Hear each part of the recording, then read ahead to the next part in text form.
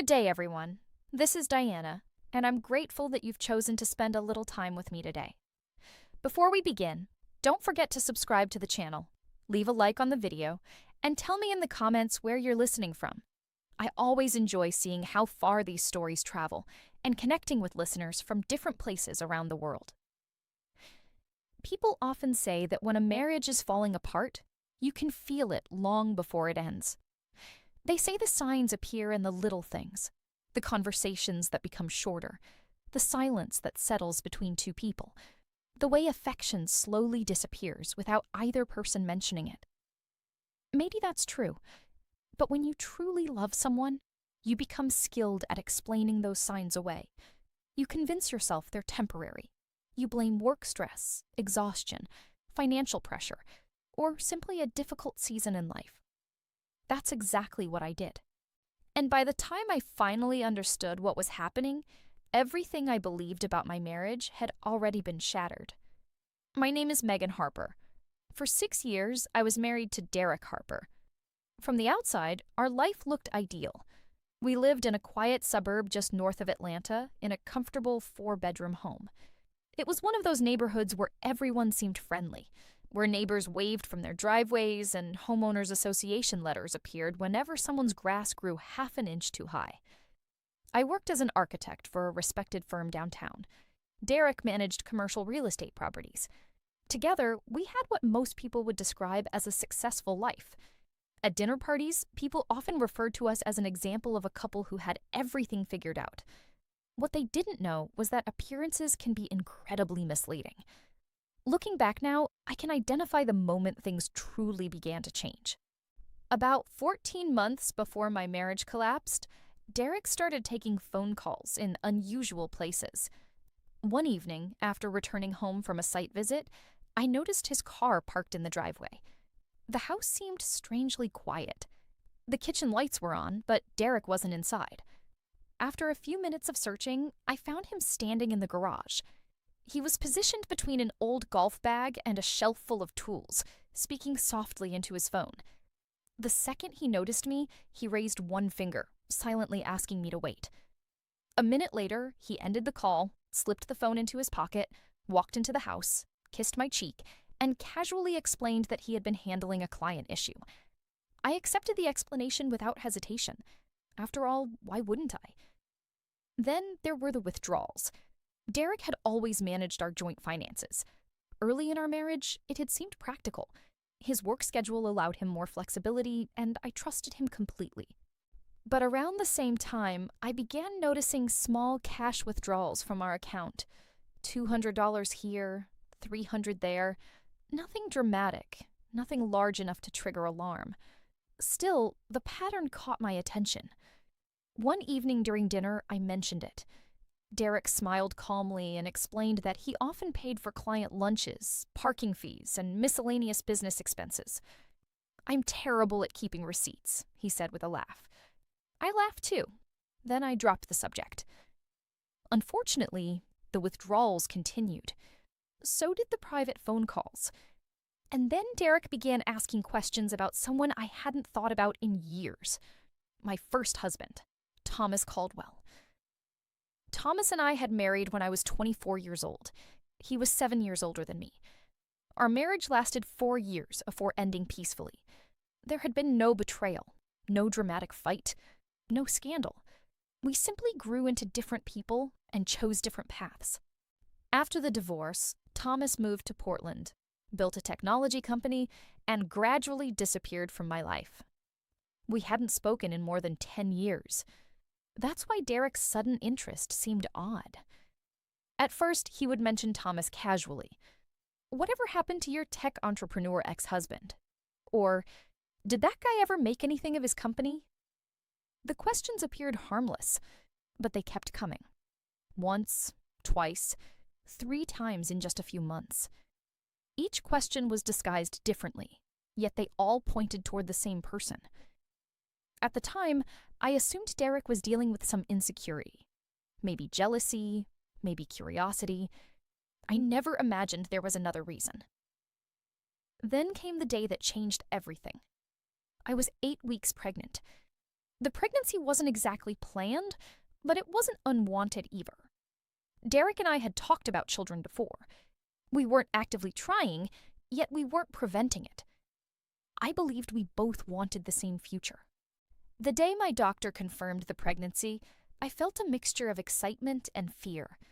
On my way home, I stopped and bought a small gift bag. Inside, I placed a baby onesie that read, "Future Architect." Underneath it, I tucked the ultrasound photo. I imagined Derek's reaction 100 different ways during the drive home. I expected surprise, maybe tears, maybe laughter.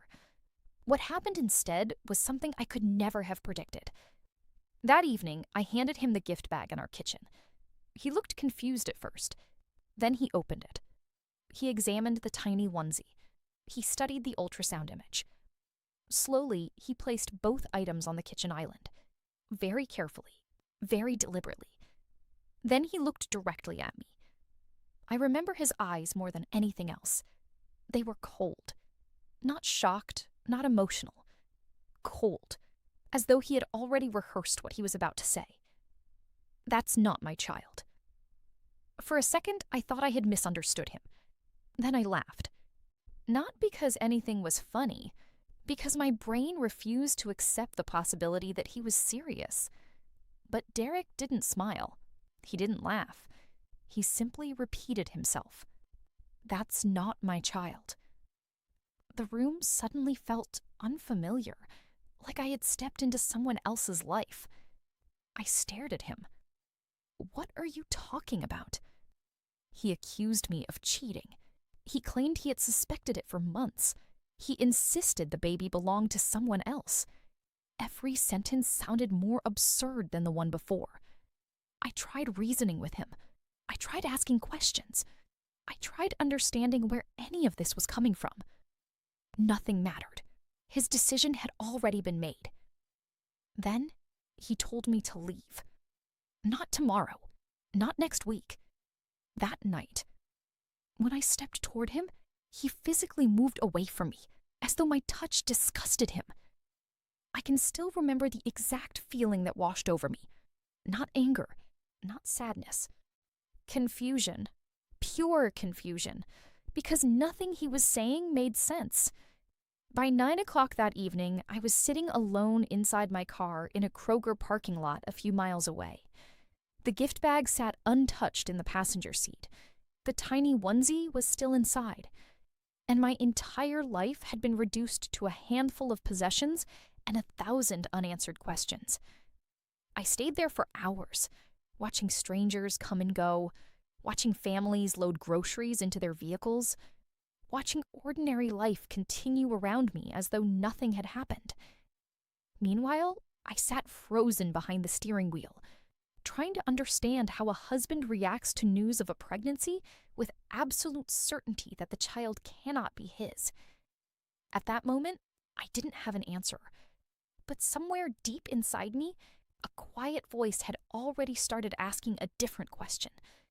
Not why Derek accused me, but how long he had been planning to do it.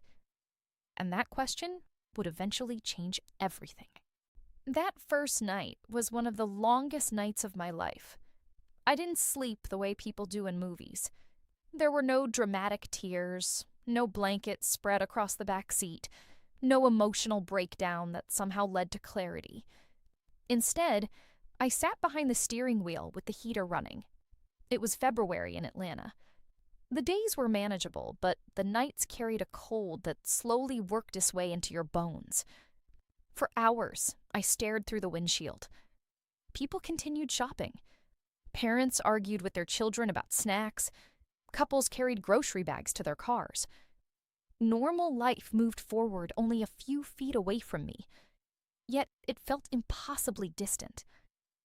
Around midnight, practicality finally replaced shock. I began taking inventory of my situation. The results were alarming. I had only a few $100s in my personal checking account. Over the previous 2 years, most of my savings had been transferred into our joint account because Derek had insisted it simplify bill payments. My laptop remained inside the house. So did important work files, project notes, identification documents, and personal records. Even my health insurance was connected to Derek's employer plan. In a matter of hours, I had become financially vulnerable in ways I had never imagined. I was pregnant, locked out of my own home, cut off from shared finances, and suddenly dependent on decisions made by a man who clearly wanted me gone. Yet, as I sat there, another thought slowly emerged, a thought that refused to leave. Thomas Caldwell. Why had Derek been asking about him? Why had my ex-husband suddenly become a topic of interest after more than a decade of silence? The more I thought about it, the less Derek's behavior seemed random. Derek wasn't an impulsive person. He built his career by researching investments, evaluating risks, and identifying opportunities before others noticed them. He didn't waste time chasing meaningless information. If he had been investigating Thomas, there had to be a reason. And there was only one reason that made sense: money. I pulled out my phone and searched Thomas's name. Within minutes, I found information I had never known. Several years earlier, the software company Thomas founded had been acquired by a larger technology firm. The exact purchase price wasn't publicly available, but the acquiring company had a reputation for major deals. The acquisition had almost certainly been worth millions, maybe tens of millions. I continued searching. There were old business articles, archived interviews, professional profiles. Then, nothing. Thomas had effectively vanished from public view after the sale. I stared at my screen. Something about that silence bothered me. More importantly, I couldn't stop wondering what Derek might have discovered that I hadn't. By dawn, I still had no answers, but I had a plan. First, I needed legal advice immediately. Second, I needed access to my belongings. Third, I needed medical care for my pregnancy. And fourth, I needed to uncover the truth about whatever connection existed between Derek's behavior and Thomas Caldwell. That final goal felt increasingly important, because the more I examined the situation, the more one possibility stood out. What if Derek had learned something about Thomas? What if he knew about an inheritance, a trust, or some future financial event connected to me? And what if throwing me out had been part of a larger strategy? The possibility was disturbing, but it also explained far more than any accusation of infidelity ever could. By 7 o'clock that morning, I sent a message to Claire Sutton. Claire was a family law attorney I knew professionally. We had met at networking events over the years. I didn't know her well, but I trusted her judgment. My text was simple. Claire, this is Megan Harper. I need urgent legal advice. Please let me know if you can see me today. 11 minutes later, she responded. Come in at 8:45. I'll make time. For the first time since leaving my house, I felt something close to relief. Not safety, not comfort. Direction. And direction was enough. Claire's office occupied part of a high-rise building in Buckhead. When I arrived, I was still wearing yesterday's clothes. I looked exhausted, because I was exhausted. Claire greeted me without judgment. She placed a yellow legal pad on the conference table and said, "Start from the beginning." So I did. I told her everything. The phone calls, the cash withdrawals, the questions about Thomas, the pregnancy, the accusation, the night in the parking lot. She listened carefully, never interrupting, never rushing. When I finally finished, she folded her hands and began addressing the facts one by one. The house was jointly owned. Derek could not legally lock me out. The joint account belonged to both of us. The assets inside it were marital property. Then she asked me a question. Have you checked the account since last night? I hadn't. Claire slid her phone across the table. Check now. I logged into the banking app. The balance nearly stopped my heart. $43. That was all that remained.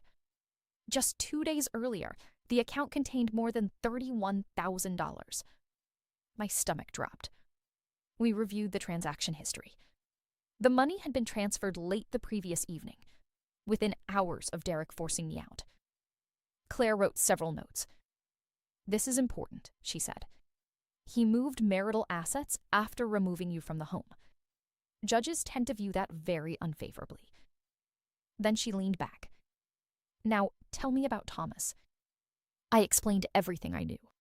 The marriage, the divorce, the acquisition, my suspicions. When I finished, Claire considered the information carefully. "If your husband discovered information about a potential inheritance before you did," she said, "that creates a very different picture of what happened here." I nodded, because by then I was beginning to see the same picture. Before I left, Claire gave me another recommendation. Contact an estate attorney. Why? Because if Thomas left anything to you, we need facts instead of guesses. That advice changed my life. After leaving Claire's office, I spent several hours gathering information. I saved financial records, photographed account statements, created a secure email account Derek couldn't access. Then I did something I hadn't done in more than 10 years. I contacted Thomas's family. Finding Rachel Caldwell wasn't difficult. She was Thomas's younger sister. I located her online and sent a cautious message explaining who I was. Less than an hour later, my phone rang. Rachel. Her voice sounded older than I remembered. Sadder, too. After a brief greeting, she delivered news that left me speechless. "Megan," she said softly, "Thomas passed away last September." The world seemed to stop. "Passed away?" "Yes. A stroke. He was 47. For several seconds, I couldn't speak. Thomas and I had not shared a life for many years, but once upon a time, we had loved each other. Hearing that he was gone hurt more than I expected. Then Rachel said something even more surprising. "His attorneys have been trying to find you." I sat upright.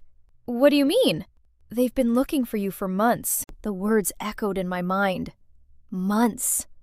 While Derek had been asking questions. While he had been making withdrawals.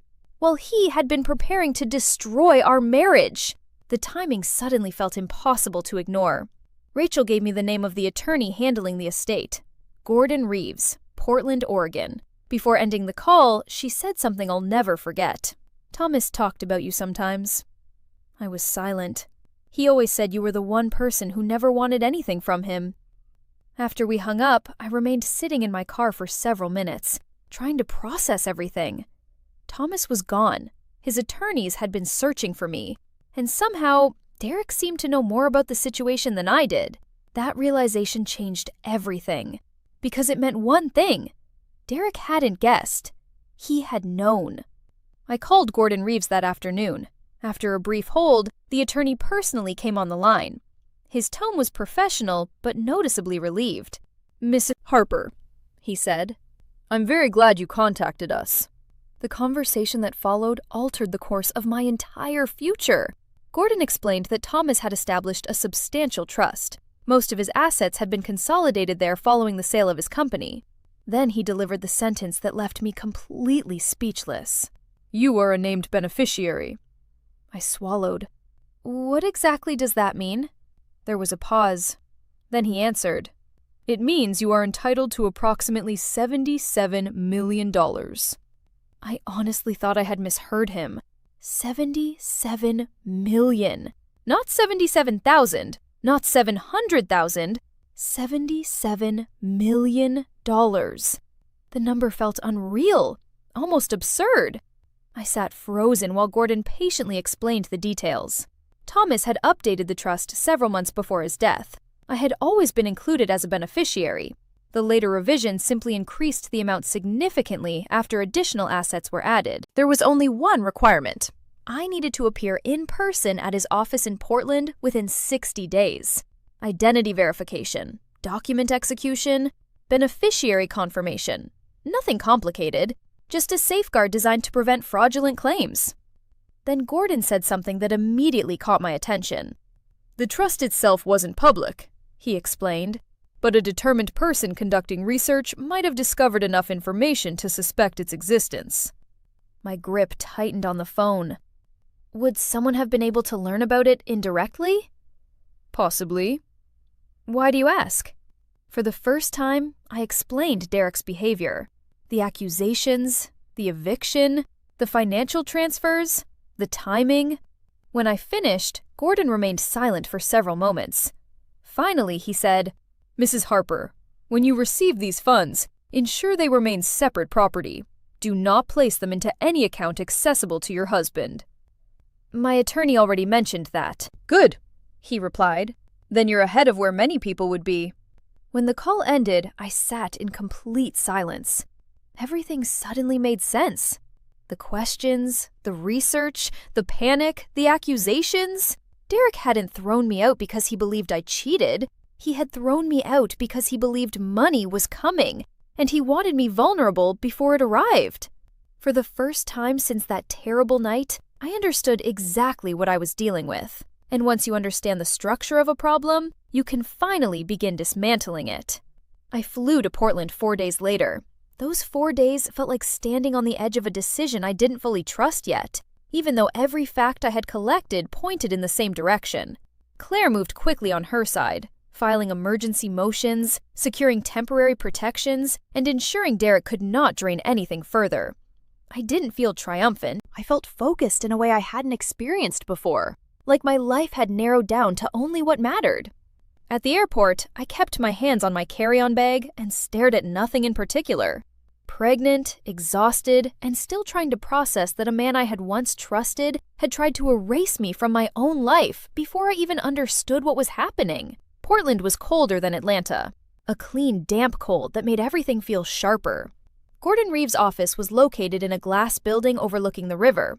When I arrived, I expected formality. What I didn't expect was how quietly serious everything felt. There was no celebration, no emotion, just process. Identity verification first, then legal confirmation. Then document after document laid out in front of me like pieces of a life I had never known existed. Thomas's signature appeared on pages I had never seen. His instructions were precise, deliberate, structured. He had built the trust like an engineer builds a bridge. Every possible failure point accounted for, every safeguard reinforced. And then came the number again. This time not spoken, but real, in ink and signatures. $77 million.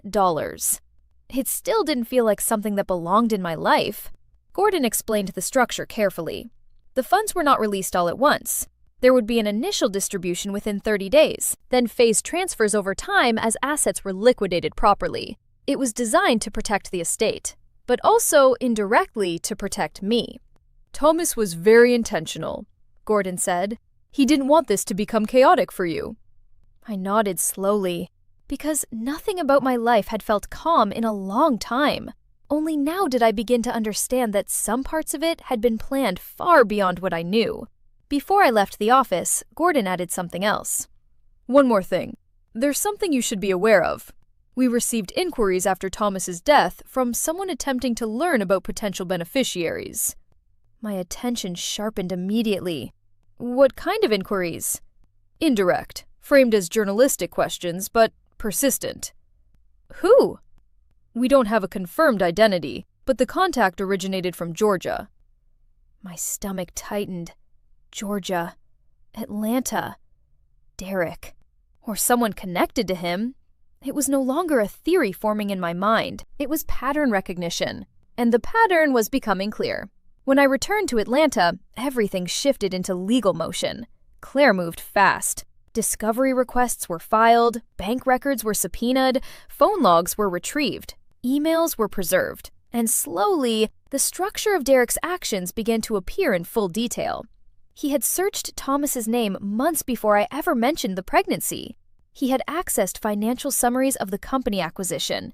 He had contacted estate law resources. And most importantly, there were communications between him and his mother, Linda Harper, that revealed coordination. Not panic, not confusion, but planning. Then came the moment everything became undeniable. A call log. A single entry. Linda Harper to Rachel Caldwell. 17 minutes. 4 months after Thomas's death. The call Rachel had once dismissed as a strange interaction with a journalist, now reclassified entirely. Claire highlighted it on the printed page. "This is not speculation anymore," she said. "This is coordination." I remember staring at the document and feeling something shift inside me. Not anger, not even shock. Clarity. Because suddenly, the story wasn't about betrayal. It was about strategy.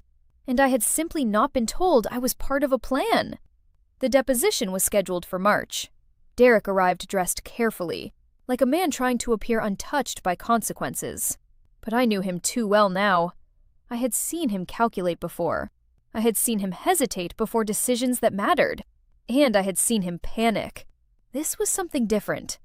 This was containment. The goal was no longer denial. It was damage control. Claire began with documents, emails, bank transfers, search history. Each one laid out like evidence in a structure collapsing under its own weight.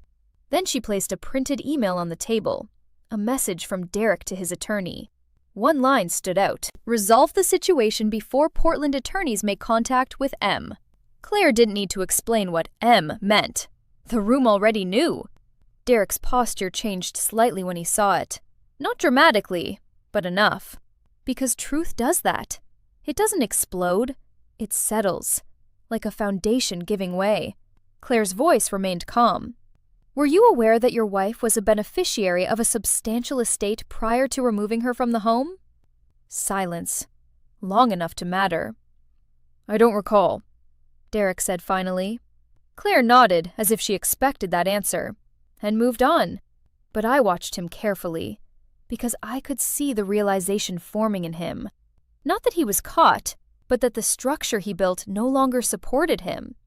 And there was no redesign left. The settlement came 11 days later. It was not negotiated from strength. It was negotiated from exposure. Every layer of concealment had been removed. Every assumption tested. Every contradiction documented. Derek relinquished claims to the estate, returned the transferred funds, accepted division of marital assets that reflected his financial misconduct. And for the first time, he had no leverage left. No NDA, no silence agreement, nothing left to control the narrative. Claire called it structural resolution. I called it exhaustion finally ending. The first distribution from Thomas's estate arrived in April. I remember sitting in Jess's kitchen when the notification appeared. I didn't cry. I didn't laugh. I just sat still and looked at it. Jess read the message over my shoulder and let out a quiet breath. "Okay," she said. "That just changed everything." "Yes," I said softly. "It did." But the strangest part was this. It didn't feel like winning. It felt like something finally being returned that had been delayed for years. Derek and I signed the final divorce documents on a Thursday. He didn't look at me. Not once. And I didn't look at him the way I once would have either. Because by then, he wasn't the center of the story anymore. Just a consequence of it. Outside the courthouse, Atlanta felt normal again. Too normal. Cars moved through traffic. People argued on phones. Life continued as if nothing had happened at all. But inside me, something new had already begun. My daughter moved for the first time that afternoon. A small, unmistakable flutter, like a quiet signal. I stood still on the sidewalk, one hand on my stomach, and let the moment settle. Not fear, not uncertainty, just awareness. "I'm here," she seemed to say, and for the first time in a long time, I believed in something without questioning it. Her name became Ellie. She was born in July. Healthy, strong, real in a way that made everything before her feel like preparation for something I hadn't understood yet. Life didn't become perfect after that. It became real. Bills still existed, work still existed, memories still existed. But fear stopped leading. Months later, I would understand something clearly. Derek didn't lose because I became powerful. He lost because the structure he built depended on me never looking closely enough. And once I did, there was nothing left for it to stand on. I sometimes sit in the quiet of the morning now, watching Ellie play, and think about how close everything came to being something else entirely. One accusation, one night, one decision, and a life rerouted completely. But what stays with me most is not him, not the money, not even the courtroom. It's the realization that truth doesn't always arrive loudly.